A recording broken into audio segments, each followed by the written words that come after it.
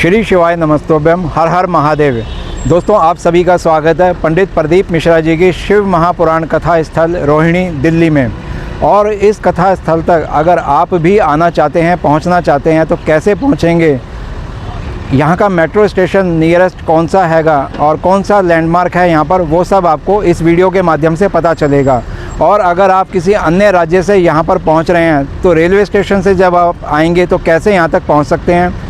आप अगर बस से आ रहे हैं किसी दूसरे राज्य से तो बस द्वारा आप कैसे कैसे इस कथा स्थल तक पहुँच सकते हैं, वो सब आपको जानकारी मिलेगी।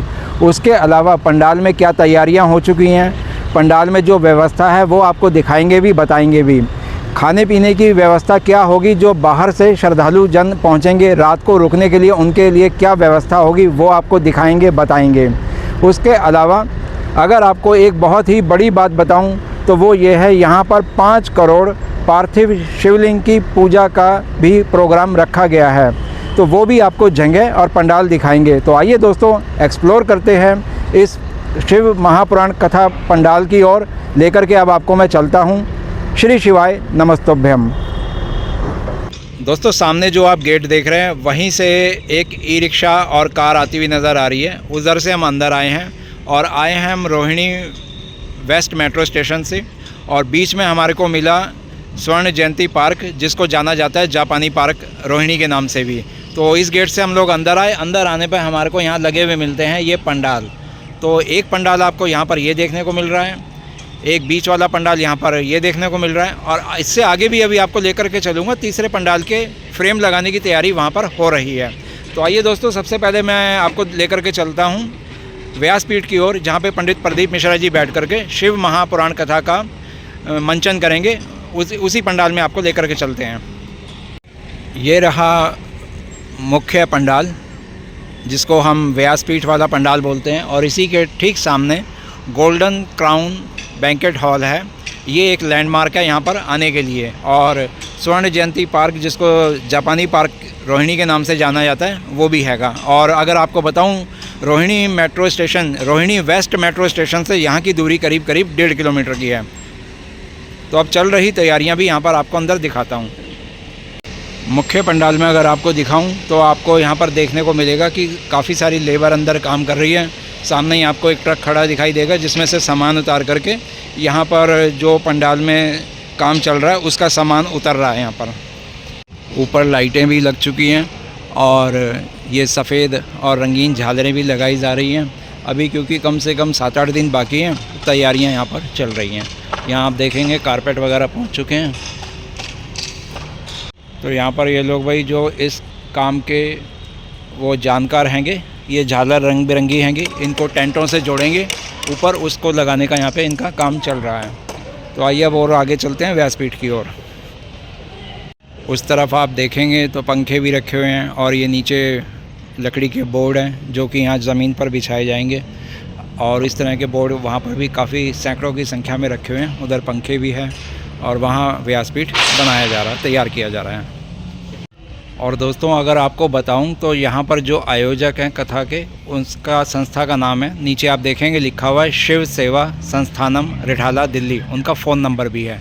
और अगर आप कुछ दान आदि करना चाहते हैं तो उनके इस नंबर पे संपर्क करके उनसे दान आदि की, अपने यहाँ पे जो भी आप भेंट देना चाहते हैं दे सकते हैं। और बोर्ड पे लिखा हुआ भी है, जिसकी जैसी समस्या उसका वैसा दान। तो वो भी सारी यहाँ डिटेल आप पढ़ सकते हैं कि आप किस समस्या के लिए क्या दान कर सकते हैं। सामने ही एक बैनर लगा हुआ है, जो भी इस कथा के आयोजक हैं उन सब के नाम हैं। और मुख्य जो संस्थापक हैं, आयोजक हैं, वो हैं श्री अमोघ अंबुजानंद जी महाराज। तो ये सब भी जानकारी आपको मैंने दे दी है। दिल्ली में होने जा रही इस शिव महापुराण कथा का जो समय है, जो तारीख है, वो भी आपको यहाँ पे बिल्कुल सटीक और सत्यता के साथ मैं आपको दिखा रहा हूँ। यहाँ पर जो कथा होने जा रही है उसकी तारीख है 17 से लेकर 23 अप्रैल 2026 तक, और समय रहेगा दोपहर के 2 बजे से 5 बजे तक का। और 5 करोड़ पार्थिव शिवलिंग की भी पूजा यहाँ पर की जाएगी। वो भी यहाँ पर आपको जानकारी पढ़ने को, देखने को मिल रही है। और सामने व्यासपीठ की तैयारियाँ की जा रही हैं। आइए अब आपको लेकर के चलता हूँ व्यासपीठ के ऊपर। तो यहाँ मैं आ गया हूँ जी इस समय उस स्थान पर जो है व्यासपीठ शिव महापुराण कथा स्थल की व्यासपीठ है, जहाँ पर हमारे आदरणीय, पूजनीय, माननीय, सम्माननीय पंडित प्रदीप मिश्रा जी बैठ करके शिव महापुराण कथा का यहाँ से मंचन करेंगे। और इसी मंच के ठीक सामने लाखों की संख्या में पब्लिक बैठी होगी, जो कि यहाँ शिव महापुराण कथा को श्रवण करने के लिए दूर दूर से, अलग अलग राज्यों से पहुँची होगी।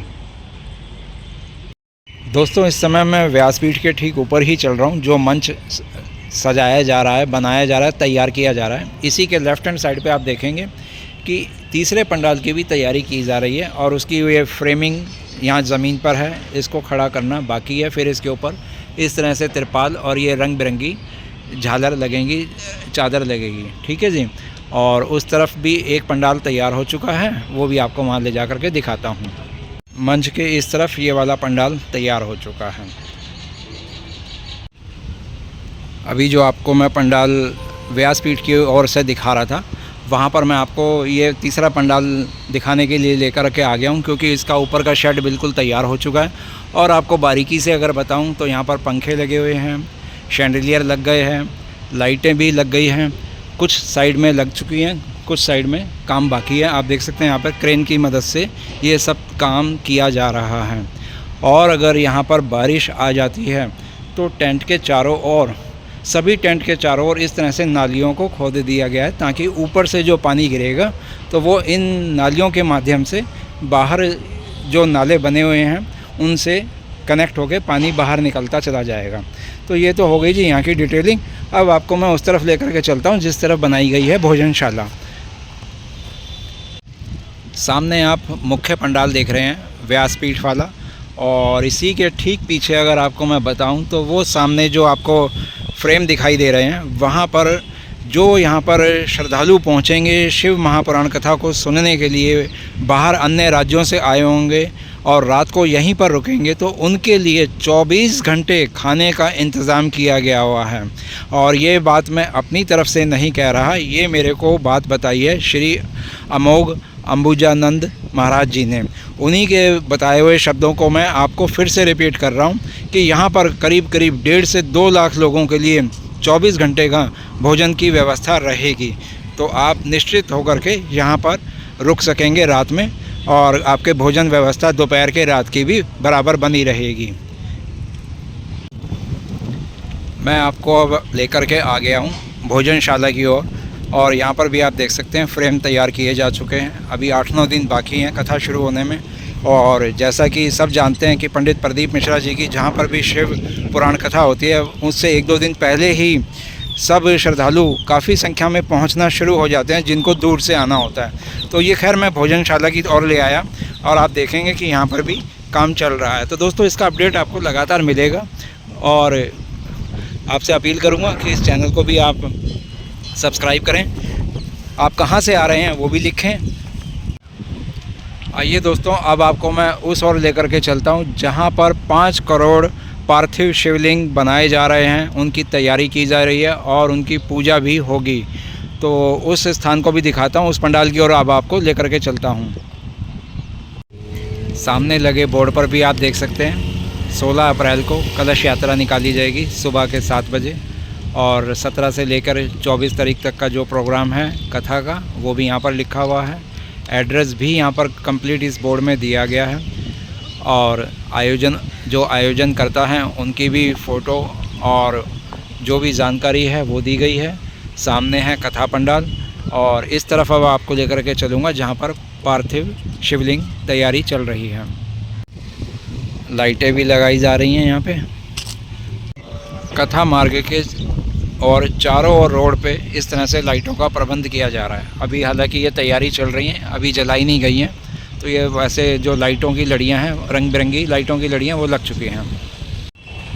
खुला प्रांगण है, मैदान है, कथा स्थल है। तो आप देख सकते हैं जो ये तिरपाल वगैरह हैं किस तरह से इन पर से उड़ रही है।